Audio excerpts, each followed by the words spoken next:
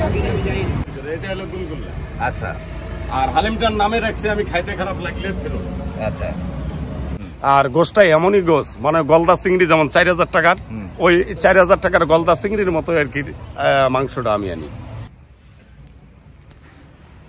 সুধী দর্শক, আসসালামু আলাইকুম, সবাইকে স্বাগতম জানাচ্ছি। রাত্রেবেলা রাত 12টার দিকে আগারগাতে চমৎকার একটা হালিম নিয়ে আজকে আপনাদের সাথে হাজির হয়েছি।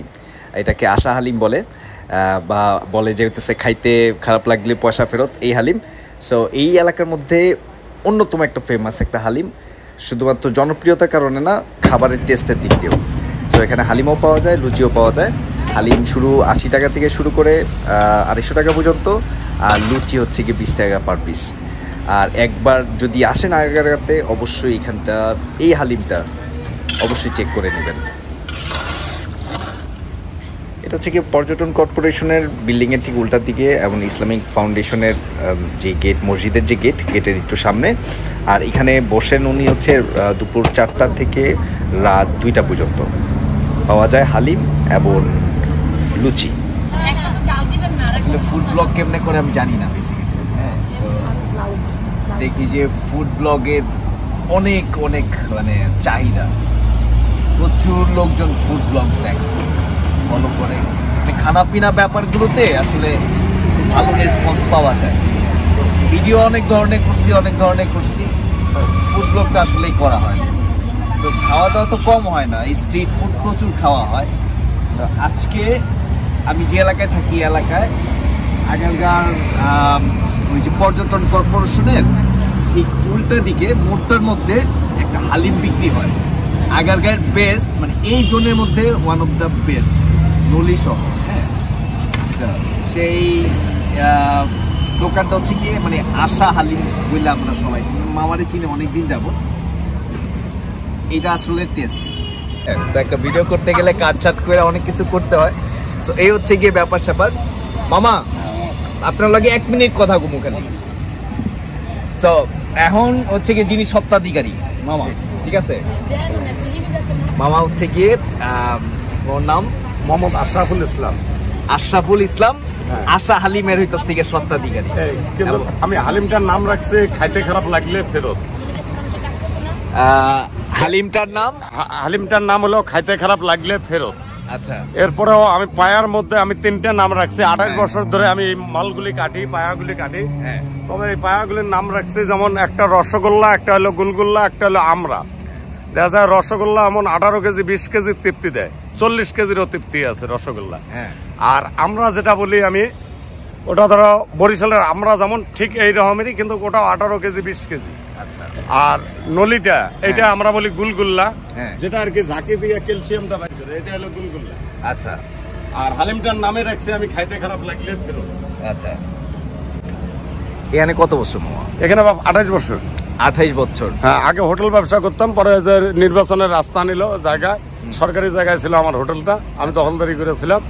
পরে হোটেল ভাঙ্গে দেওয়ানোর পরে এই হালিম ব্যবসাটা আমি করতেছি।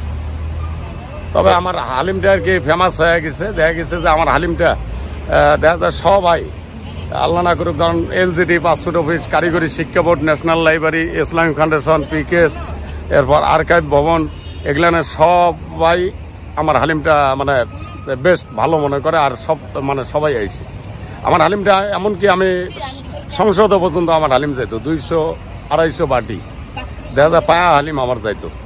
আমার হোটেলে ছিল, যেমন আমি হালিম ব্যবসা, হোটেলেও আমার হালিম ছিল।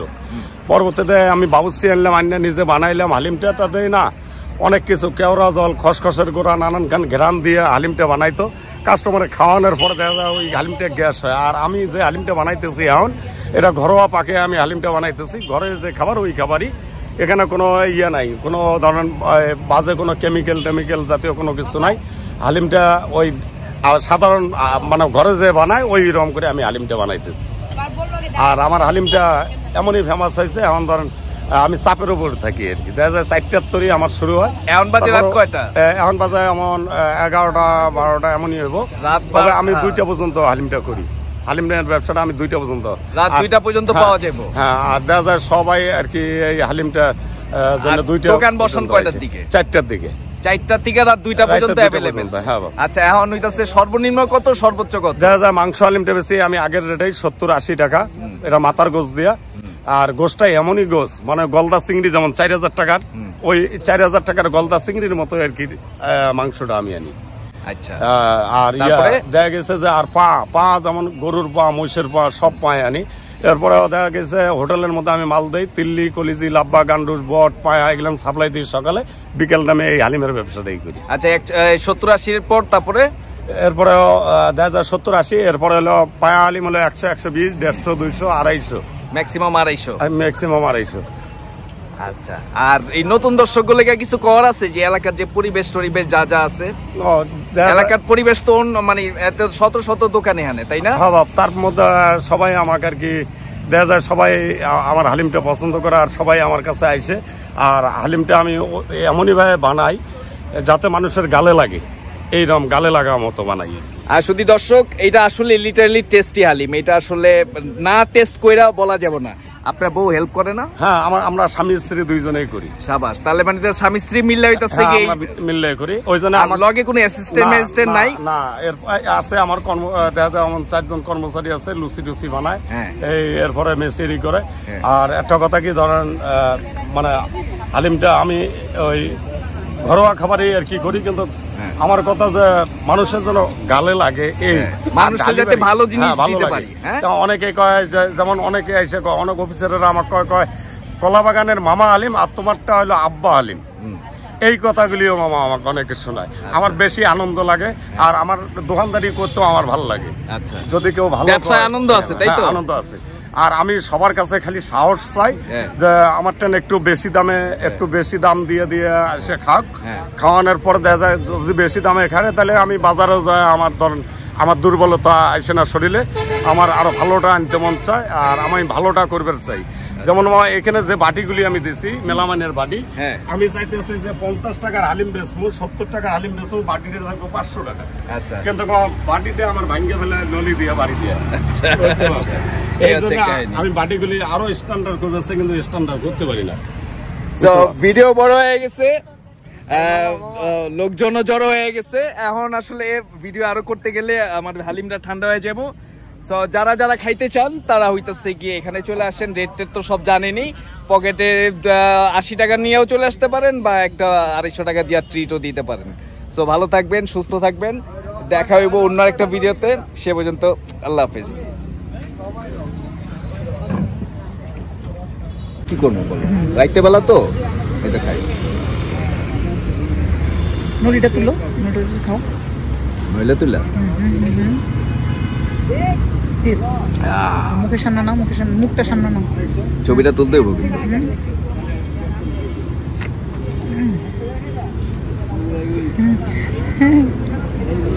মজা, আসলে মজা।